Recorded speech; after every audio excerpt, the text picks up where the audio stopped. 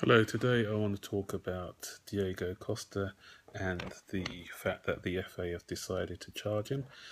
Um, at the end of the day, I don't know whether he intentionally went to stamp on Emre Can or not.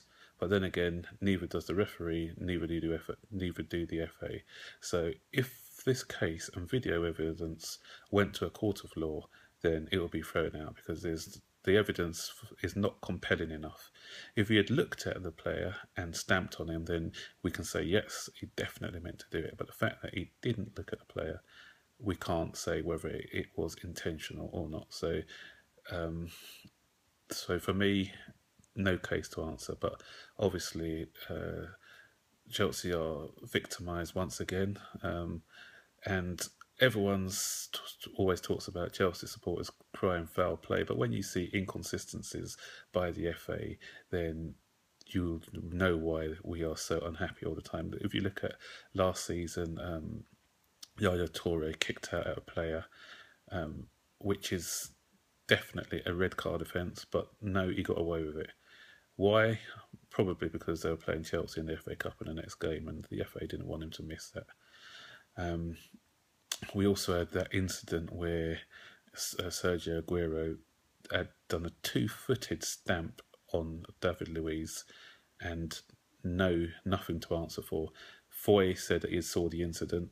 Foy, the same referee who sends off any Chelsea player for blowing on an opponent, how he could not send off a Manchester City player for a two-footed jump is beyond me.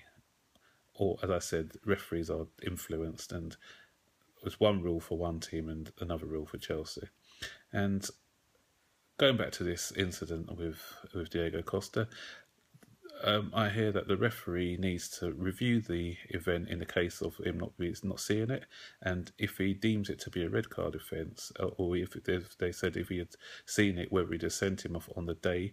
Obviously, he's answered yes. Liar. I'll tell you why he's a liar, because he was weak and incompetent throughout the whole of the match. He saw a clear penalty. He had a clear view of that penalty decision, but he bottled out of giving it. Then we had another incident with Henderson, where Henderson deliberately handballed the ball, preventing it from going to a Chelsea player, which is meant to be a red card. What did he do? Again, he bottled it and gave nothing. Then the final incident, we had Lucas, who was already on a yellow. He did 2 or 3 fouls, and he cynically fouled one of our players, which led to the Ivanovic goal. And then again, nothing. He didn't take out his card. So he had 2 opportunities to send off Liverpool players. He bottled it. Liverpool were the away team. Chelsea were the home team. So if he couldn't give those decisions in the home team's advantage, what makes you think that he would have sent off Diego Costa? If he had seen that incident, at best he would have given him a yellow card. At best. So don't come and tell me that you'd have given a red card. So you're just making yourself look like an idiot. You're incompetent throughout the whole of that game. So no, you wouldn't have given him a red card.